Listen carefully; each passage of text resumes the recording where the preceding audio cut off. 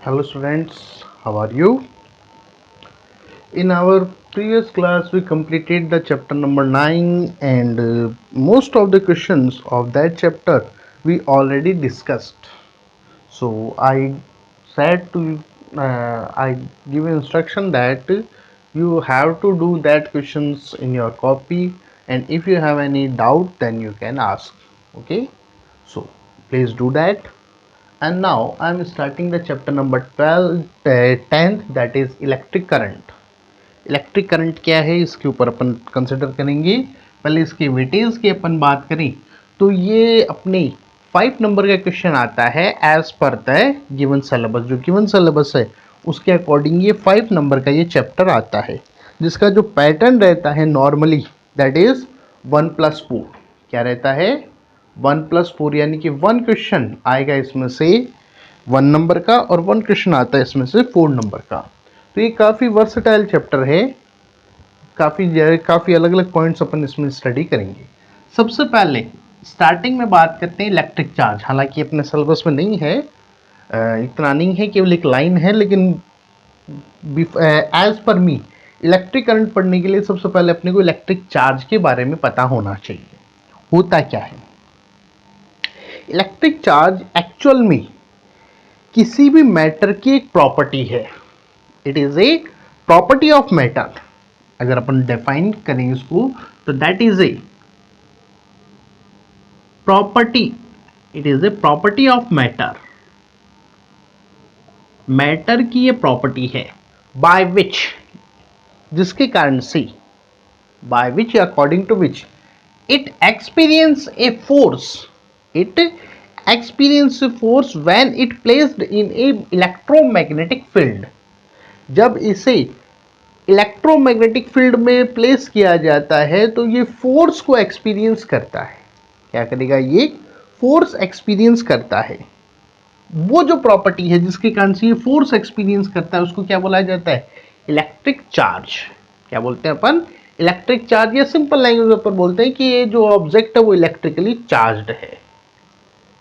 वो electrically charged है. Got it? Understand? तो क्या बोल सकते हैं अपन? Property of matter. It is a property of matter by which it experience force when it placed in electromagnetic field. जब उसे इलेक्ट्रोमैग्नेटिक फील्ड में रखा जाता है तो वो जो फोर्स एक्सपीरियंस करता है उसके लिए वर्ड काम में लिया जाता है electric charge. Got it? Understand? Okay. अच्छा, एक ऑब्जेक्ट को अपन इलेक्ट्रिकली चार्ज्ड कब बोलते हैं? ये तो जनरल डेफिनेशन है.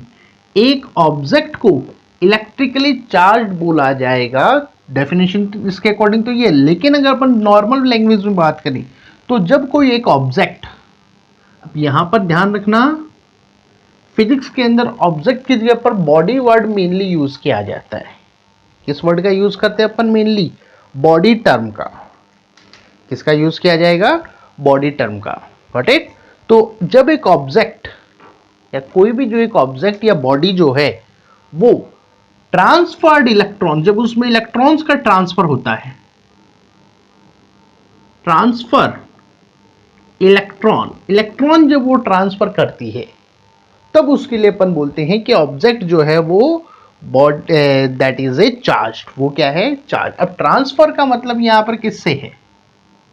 अब यहां पर ट्रांसफर में ये भी हो सकता है कि जो बॉडी है वो इलेक्ट्रॉन डोनेट कर दे किसी दूसरे को, या बॉडी जो है कोई भी ऑब्जेक्ट वो इलेक्ट्रॉन रिसीव करे किसी और से. ट्रांसफर का मतलब केवल देना ही नहीं है, यहां पर किससे मतलब है? ले भी सकता है और दे भी सकता है. अगर वो डोनेट कर रहा है तो उस कंडीशन में इस बॉडी पर चार्ज जो क्रिएट होता है वो होता है दैट इज पॉजिटिव. क्या होगा? That is positive. Got it? तो अपन बोल सकते हैं when a body transferred the electrons या donate the electrons then it is said to be positively charged. वो क्या बोली जाती है? पॉजिटिवली चार्ज्ड बोलते हैं। Got it? और इसी तरह से अगर वो बॉडी ऑब्जेक्ट इलेक्ट्रॉन रिसीव कर रहा है तो वो कहलाती है नेगेटिवली चार्ज, या अपन बोल सकते हैं उस पर कौन सा चार्ज आएगा? That is negative. क्या आता है? Negative charge. Got it? अगर अपन इलेक्ट्रिक चार्ज, सिंबल है इसका दैट इज क्यू, किससे डिनोट करते हैं अपन? क्यू से इसको डिनोट किया जाता है। और इसकी अगर यूनिट की अपन बात करें, ये पूछा जाता है, ध्यान रखना, इसकी यूनिट क्या होती है? इसकी यूनिट होती है that is coulomb. That is coulomb. क्या यूनिट रखी जाती है? That is coulomb. कूलाम्ब जो है वो किसकी यूनिट है? इलेक्ट्रिक चार्ज की, और इसको डिनोट करते हैं सी से। किससे डिनोट किया जाता है? सी से इसको डिनोट करते हैं। Got it? अच्छा, इसके फॉर्मूले की अपन बात करें, the formula of electric charge, तो फॉर्मूला होता है Q is equals to N E. Q is equals to क्या रहता है? दैट इज एन ई, जहां पर n का मीन्स है नंबर ऑफ ट्रांसफर्ड इलेक्ट्रॉन्स। कितने इलेक्ट्रॉन्स जो है वो ट्रांसफर्ड हुए हैं, नंबर ऑफ ट्रांसफर्ड इलेक्ट्रॉन, कितने गेन किए हैं या कितने लूज किए हैं। और E का मीन्स है that is charge on one electron. एक इलेक्ट्रॉन पर कितना चार्ज मानते हैं? एक इलेक्ट्रॉन पर जो चार्ज कंसीडर किया जाता है वो होता है 1.67 इंटू 10⁻⁻⁻19 कूलाम। कितना माना जाता है एक इलेक्ट्रॉन पर चार्ज? 1.67 into 10⁻⁻19 coulomb. तो इस फॉर्मूले से, ये जो फॉर्मूला है, इस फॉर्मूले से अपन किसी भी ऑब्जेक्ट पर प्रोड्यूस्ड चार्ज को कैलकुलेट करते हैं। क्या किया जाता है? प्रोड्यूस्ड चार्ज को कैलकुलेट किया जाता है। Q is equals to N E. N is equals to number of transferred electron and E that is charge of one electron. Charge on one electrons यहां पर कंसिडर करते हैं। Got it? अब यहां पर एक क्वेश्चन आता है, बहुत इंपॉर्टेंट क्वेश्चन है, बोर्ड का फ्रीक्वेंट क्वेश्चन है। Calculate the number of electrons in one coulomb charge. One coulomb charge के अंदर कितने इलेक्ट्रॉन्स होते हैं वो कैलकुलेट यहां पर करवाया जाता है। या ये भी बोला जा सकता है कि what do you mean by one coulomb charge? One coulomb charge से आप क्या समझते हैं? तो पहले अपन वन कूलाम चार्ज में नंबर ऑफ इलेक्ट्रॉन्स कैलकुलेट करते हैं। क्वेश्चन अपना, the question is one coulomb charge, how many number of electrons. Electrons का कितना नंबर होगा, कितने इलेक्ट्रॉन्स प्रेजेंट होते हैं वन कूलाम चार्ज में, ये अपने को यहां पर कैलकुलेट करना है। Got it? अपना फॉर्मूला जो अभी अपन ने डिस्कस किया था, फॉर्मूला क्या रहता है? Q is equals to N E. Q is equals to क्या है? That is N E. अब अपने को Q दे रखा है, E अपन जानते हैं, अपने को फाइंड आउट क्या करना है? N को फाइंड आउट किसको करना है? N को अपने को यहां पर फाइंड आउट करना है। तो अपन सीधा सीधा फॉर्मूला यहां पे बना सकते हैं। क्या रहेगा? N is equals to Q upon E। N is equals to कितना हो गया? Q upon E। अच्छा, Q कितना है? वन कूलाम चार्ज, क्वेश्चन में बोल दिया। और E charge on one electron, अभी अभी अपन ने लिखा था, कितना होता है? 1.67 इंटू 10⁻⁻19 कूलाम। अब यहां पर न्यूमेरिकल किससे किया जाएगा? 1.6 को लेते हुए। कितना लिया गया है यहां पर न्यूमेरिकल में? 1.6 कंसिडर किया हुआ है, क्योंकि वो जो वैल्यू कैलकुलेशंस है वो कंपैरेटिवली इजी रही, इसलिए 1.6 को कंसिडर यहां पर किया गया है। ओके, राउंड ऑफ करते हुए। तो अपन यहां पर वैल्यूज पुट करें तो number of electrons is equal to क्या हो जाएगा? One coulomb divided by 1.6 into 10⁻⁻19 coulomb. Coulomb से कूलाम कट गया तो कितना बच गया? 1/1.6 इंटू 10⁻⁻19। वैल्यू ऊपर ले आओ तो n इज इक्वल्स टू कितना हो जाएगा? तो 1/1.6, 1 इंटू 10⁻⁻19, माइनस ऊपर आने पर किसका हो गया? प्लस का। अच्छा, अगर मैं 1 जो अपना ये जो पॉइंट है इसको हटाएं तो कितना आ जाएगा? That is 10। सिंप्लीफाई करोगे तो कितना हो जाएगा? 5/8 मल्टीप्लाइड बाय 10⁻19। ओके। अच्छा, इसको सॉल्व करोगे तो 10 के 5 के अंदर 8 का डिवाइड करोगे तो 0.56, 8 6 जा 48, बच गया 2, 20, 8 2 जा 16, 4 40, 8 5 जा। ओके, तो आ गया इसका जो आंसर आया दैट इज 0.625 इंटू 10⁻19। ओके, अब 0.6 इलेक्ट्रॉन थोड़ी हो सकता है, तो यहां पर राउंड ऑफ करने के लिए एक 10 को यहां मल्टीप्लाई कर दें। तो एक 10 को, या मैं इसको पहले कुछ ऐसे लिख देता हूं, अगर मैं एक 10 यहां मल्टीप्लाई लिख दूं, यहां पर 18 कर दूं तो कोई फर्क थोड़ा पड़ेगा। तो ये एक 10 यहां मल्टीप्लाई में ले लिया, लेकिन अगर मैंने एक 10 को यहां लेकर इसको मल्टीप्लाई किया तो पॉइंट एक आगे शिफ्ट हो जाएगा, तो आंसर कितना आ जाएगा? दैट इज 6.25, यानी कि n की वैल्यू कितनी होगी? 6.25। या सिंपल बोले आप तो अपना आंसर क्या आ जाएगा? 1 coulomb charge has 6.25 into 10⁻18 electrons. 1 coulomb charge में कितने इलेक्ट्रॉन्स होते हैं? 6.25 इंटू 10⁻18 इलेक्ट्रॉन्स यहां पर माने जाते हैं। Got it? Understand? क्लियर और नॉट? तो ये यहां पर क्वेश्चन पूछा जाता है। अब आपसे ये भी पूछ ले कि 1 कूलाम चार्ज का मींस क्या है, तो you can give the answer on the basis of this that if अगर किसी मटेरियल से 6.25 इंटू 10⁻18 इलेक्ट्रॉन्स, 18 इलेक्ट्रॉन्स का ट्रांसफर हुआ है, यानी कि उसने गेन किया है या लूज किया है, तो उस पर चार्ज कितना माना जाएगा? 1 कूलाम। अगर उसने गेन किया है तो -1 हो गया, -1 कूलाम चार्ज, और अगर लूज किया है तो that is +1 coulomb charge. Got it? तो इस तरीके से यहां पर चार्ज को कैलकुलेट किया जाता है। अंडरस्टैंड? अंडरस्टैंड? इलेक्ट्रॉन्स की फॉर्म के अंदर। अच्छा, अब आते हैं अपने मेन टॉपिक के ऊपर। ये यहां पर बोर्ड के अंदर फ्रीक्वेंट क्वेश्चन पूछा जाता है, तो ये फॉर्मूला और ये numerical you should clear in your mind. Now अब अपन बात करते हैं अपना सबसे पहला टॉपिक। हालांकि टॉपिक तो पहले ये होना है, लेकिन जो मेन टॉपिक्स हैं उनमें सबसे पहला टॉपिक है that is electric current. Electric current, electric current जिसको डिनोट करते हैं अपन आई से। किससे डिनोट किया जाता है? आई से इसको डिनोट करते हैं। Got it? अब आई है क्या, इसके लिए पहले इसके फॉर्मूले की अपन कंसिडरेशन कर लेते हैं। आई इज इक्वल्स टू होता है that is Q upon T.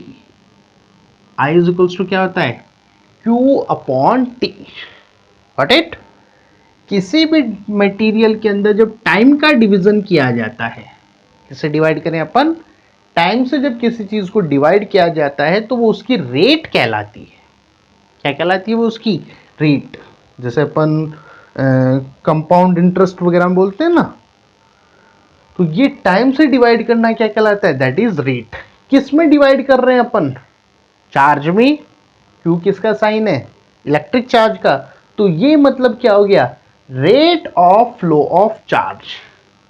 That is rate of flow of charge. Got it? तो अपन यहां पे डिफाइन कर सकते हैं the rate of flow of charge, the rate of flow of charge through the unit area of conductor, the rate of flow of charge through the unit area of conductor. Suppose कीजिए ये unit area है 1 metre 1 centimetre या 1 millimetre, normally 1 metre लेते हैं अपन क्योंकि ऐसा unit length की metre है। तो ये जो यूनिट एरिया है, इस यूनिट एरिया से जो चार्ज की फ्लो की रेट है, the rate of flow of charge through the unit area of conductor is known as electric current. तो सबसे पहले डेफिनेशन अपन बनाएं तो क्या बोल सकते हैं अपन, the rate of flow of electric charge through the unit area of conductor is known as electric current.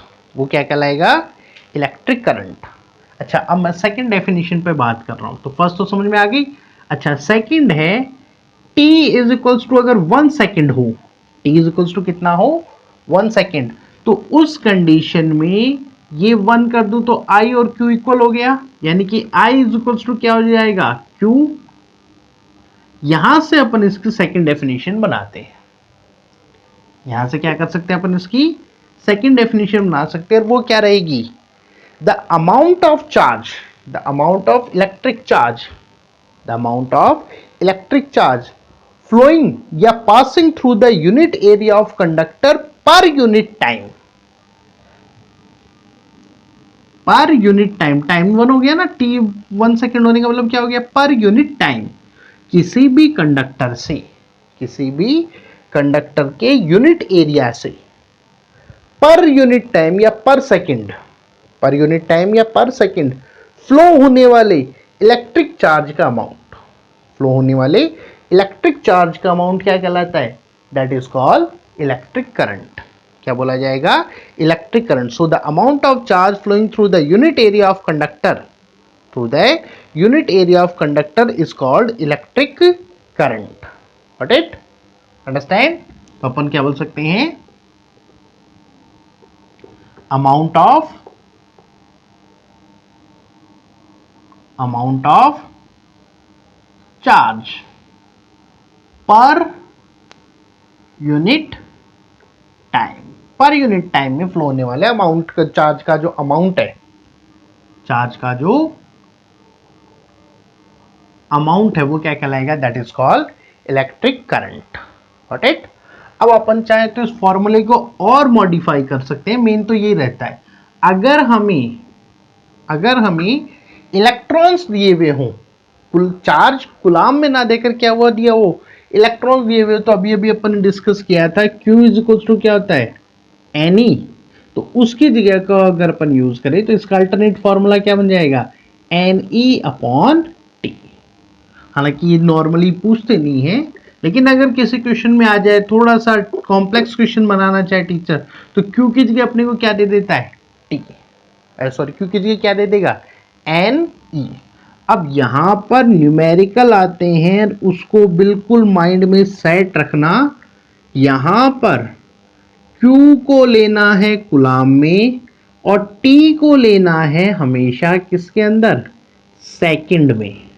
अब एग्जाम में देता क्या है क्वेश्चन, अपने को कुलाम चार्ज तो दे देता है, T की जगह अपने को दे देता है मिनट, कि भाई 300 कुलाम चार्ज 5 मिनट में फ्लो किया। तो अपन कंसिडर करते ही नहीं है, अपन सीधा सीधा क्या लिख देते हैं, 5। तो ध्यान रखना क्या करना है अपने को, यहां पर टाइम किस में लेना है, सेकंड में, Q किस में लेना है, कुलाम में।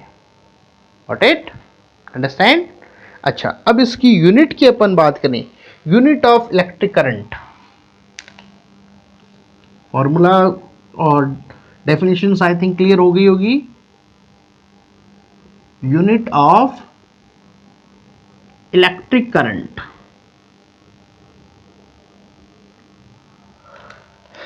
I is equals to Q upon T। Q की क्या यूनिट है, Q किसको डिनोट करता है, I is equals to Q upon T।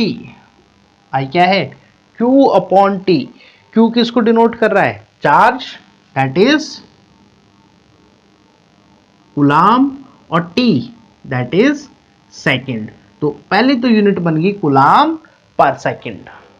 क्या बन गई, कुलाम पर सेकंड, गॉट इट, जिसको बोला जाता है दैट इज कॉल्ड एम्पियर। क्या बोलते हैं? एम्पियर। आंद्रे मरे एम्पियर नाम के एक साइंटिस्ट थे जिन्होंने इलेक्ट्रिक करंट चार्जेस के ऊपर काफी अच्छा वर्क किया था। तो उनके रेस्पेक्ट में जो इलेक्ट्रिक करंट है उसकी यूनिट क्या रखी गई है? That is ampere, got it, understand. अब यहां पर एक बहुत इंपॉर्टेंट क्वेश्चन है एग्जाम के लिए पूछा जाता है, that is definition of 1 ampere current. 1 ampere current की डेफिनेशन लिखिए। What do you mean by 1 ampere current? अब अपने को फॉर्मूले में यहां पर 1 लाना है तो इन दोनों की यूनिट्स ये दोनों मिनिमम कितने होने चाहिए? मिनिमम पर चलता है हमेशा, ध्यान रखना। तो ये और ये कितने कितने होने चाहिए? They should be 1 1। कितने होने चाहिए? ये 1 1 हो तभी ये काम हो सकता है, गॉट इट। तो अगर अपन मैं ये लिखूं Q is equals to 1 coulomb and T is equals to 1 second, अगर Q 1 कूलाम हो और T 1 सेकेंड हो, टाइम 1 सेकेंड हो, देन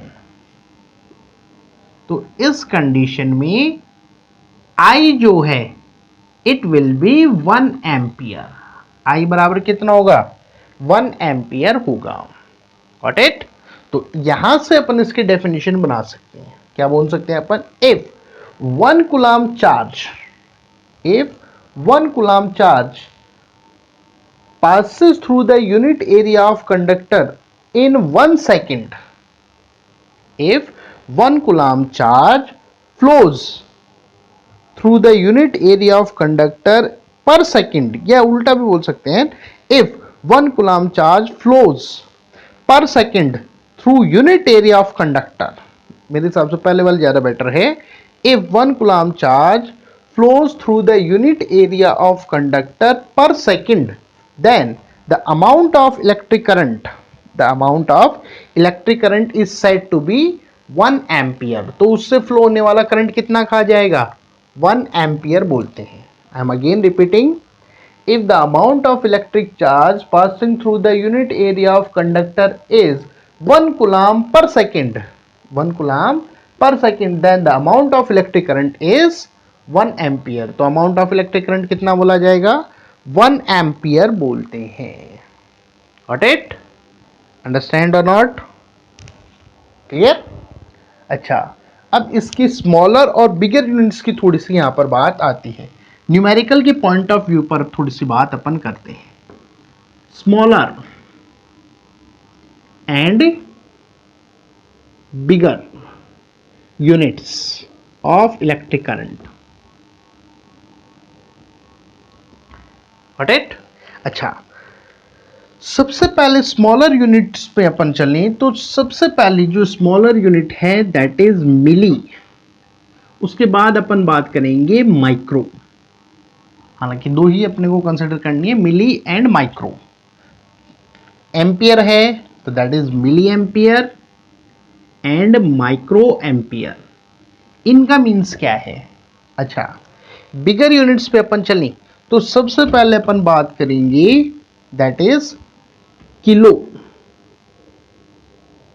और उसके बाद बात करेंगे अपन मेगा। करंट की है तो दैट इज एम्पियर। तो सिंपल बोले तो अपने को बात किसकी करनी है? स्मॉलर यूनिट्स में 1 मिली एम्पियर और बिगर यूनिट्स में अपने को बात करनी है 1 मिली एम्पियर और 1 माइक्रो एम्पियर, और बिगर यूनिट्स में 1 kilo ampere, 1 mega ampere. Means क्या है? मिली, मिली का मीन्स होता है, हिंदी वाला मिली नहीं है, चाय मिली पानी मिली वो नहीं, मिली। मिली का मीन्स होता है 1000 पार्ट। जब किसी भी मटेरियल का जो 1000 पार्ट पोर्शन होता है उसके लिए वर्ड काम में लेते हैं अपन, that is milli. Okay, clear? चाय मिली नहीं, मिली। तो 1000 part of a substance that is called milli। अब फर्स्ट ही पार्ट है तो 1 मिली, ओके, जैसे अपन बोलते हैं ना मिलीलीटर, लीटर का जो 1000 वाला पोर्शन होता है उसी के लिए तो अपन बोलते हैं 1 मिलीलीटर। ओके, तो 1000, अब इसको मैं ये भी तो लिख सकता हूं 10⁻³ 1000 को ऊपर ले आओ तो 10⁻³ तो 1 मिली एम्पियर मीन्स हो गया 10⁻³ एम्पियर। क्या हो गया? 10⁻³ एम्पियर जो है, यानी कि 1 एम्पियर का जो 1000 वाला पोर्शन है उसके लिए क्या वर्ड काम मिलेंगी? That is called milli ampere. Got it? अच्छा, माइक्रो, माइक्रो का मीन्स होता है 10 लाख पोर्शन, यानी कि 10⁻⁻⁶ जब हो तब वर्ड क्या काम में लेते हैं अपन? That is micro. Got it? तो 10⁻³ ampere that is milli and 10⁻⁶ ampere that is micro. यानी कि मिली का मीन्स तो ये हो गया और माइक्रो का मीन्स ये हो गया। Got it? अंडरस्टैंड? चलिए अब आते हैं अपन किलो। किलो का मीन्स होता है 1000 टाइम। जब कोई मटेरियल 1000 टाइम होता है तब अपन उसको किलो वर्ड बोलते हैं। अपन बोलते हैं ना 1 किलोग्राम। 1 किलोग्राम का मीन्स अपन क्या लिख सकते हैं? 1000 ग्राम ही तो लिखते हैं अपन। ओके, तो भाई मैं ग्राम को ग्राम से कट कर दूं तो मेरे पास क्या बचा? 1 किलो का मीन्स क्या हो गया? 1000। 1000 को मैं ये लिख दूं तो यहां पर मतलब क्या हो गया? 10⁻³ दैट इज किलो, और एम्पियर करंट है तो दैट इज मतलब 1000 एम्पियर जब होगा तो क्या वर्ड काम में लेंगे अपन? That is 1 kilo ampere. Got it? Next आता है मेगा। मेगा का मीन्स होता है 10⁻⁶। 10 लाख के लिए बोला जाता है मेगा। ओके, तो 10⁻⁶ एम्पियर जब करंट होता है तो उसके लिए अपन क्या वर्ड काम में लेंगे? दैट इज कॉल्ड, इसके लिए क्या बोलेंगे अपन?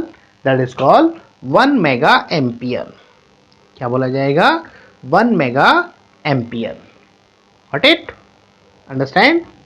अच्छा, अब बात करते हैं अपन, दो छोटे छोटे टॉपिक्स बचते हैं इलेक्ट्रिक करंट के।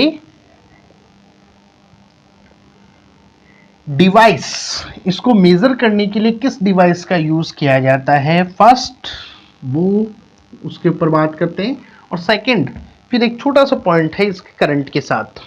तो इंस्ट्रूमेंट, इसको मेजर करने का इंस्ट्रूमेंट, इसे मेजर किया जाता है अमीटर। अमीटर नाम की डिवाइस जिसका साइन होता है ये प्लस माइनस, यहां पे के जस्ट इंडिकेशन है। दीज आर जस्ट इंडिकेशंस कि भाई एक साइड बैटरी या कोई भी जो कंडक्टर जहां पर है एक साइड, और दैट इज सेकंड। ओके, तो दैट इज अमीटर। अमीटर नाम का जो इंस्ट्रूमेंट है, sorry spelling is wrong, AMM। Ammeter नाम की जो डिवाइस है उस डिवाइस के थ्रू इसे मेजर किया जाता है। It always connect in the series order. इसे जहां भी मेजर करना है उसके सीरीज ऑर्डर में या सीरीज कॉम्बिनेशन में उसको लगाया जाता है। मींस क्या है? जैसे सपोज कीजिए ये एक वायर है, हमें इसमें इलेक्ट्रिक करंट का पता करना है तो इसे यहां लगाया जाता है। तो सीरीज में आ गया ना भाई, ये टर्मिनल ए हो गया और ये टर्मिनल मान लीजिए बी कंडक्टर के, तो यहां पर इसे लगाते हैं तो that is series between the wire, उसको लगाया जाता है। Got it? अंडरस्टैंड? अब एक अलग पॉइंट है, इसको अपने माइंड में रखना हमेशा। सपोज कीजिए ए दैट इज बी, ए और बी कंडक्टर वायर है, कंडक्टर वायर के 2 टर्मिनल्स हैं। अगर इलेक्ट्रॉन्स का फ्लो ए से बी की ओर हो, क्या हो? इलेक्ट्रॉन्स का फ्लो ए से बी की ओर हो तो जो करंट है I वो माना जाता है फ्लो कर रहा है फ्रॉम बी टू ई। किधर माना जाएगा? बी टू ई, यानी कि अपन बोल सकते हैं the direction of electric current, the direction of electric current is always opposite, it is always opposite to the direction of, जो इलेक्ट्रिक करंट की जो डायरेक्शन है it is always opposite to the direction of electrons, electrons की direction के बिल्कुल opposite होती है। Got it? अब सवाल आता है ऐसा क्यों? Because of the convenience. हमने जो स्टार्टिंग के अंदर जितना भी हमने वर्कआउट किया था इलेक्ट्रिसिटी पर बिल्कुल स्टार्ट में, तो हमें उस टाइम पर इलेक्ट्रॉन्स के बारे में नहीं पता था। We are considering only the positive charge. उस टाइम पर केवल एक चार्ज पॉजिटिव को कंसिडर किया जाता था। फिर बाद में जब रिसर्च की गई तो पता चला कि पॉजिटिव चार्ज फ्लो नहीं करता बल्कि इलेक्ट्रॉन्स यानी कि नेगेटिव चार्ज फ्लो करता है। तो फिर जो पूरा जो हिस्ट्री या जो वर्कआउट किया गया था उसमें चेंजेस की प्रॉब्लम जो आई, तो उसके लिए फिर बाद में ये एक अल्टरनेट या एक वे क्रिएट किया गया जिसमें ये बोला गया कि इलेक्ट्रॉन्स की डायरेक्शन के अपोजिट इलेक्ट्रिक करंट की डायरेक्शन अपन मानते हैं। Got it? अंडरस्टैंड? तो ये है that is electric current. About the second term electric potential we will discuss in next class. Okay, thank you.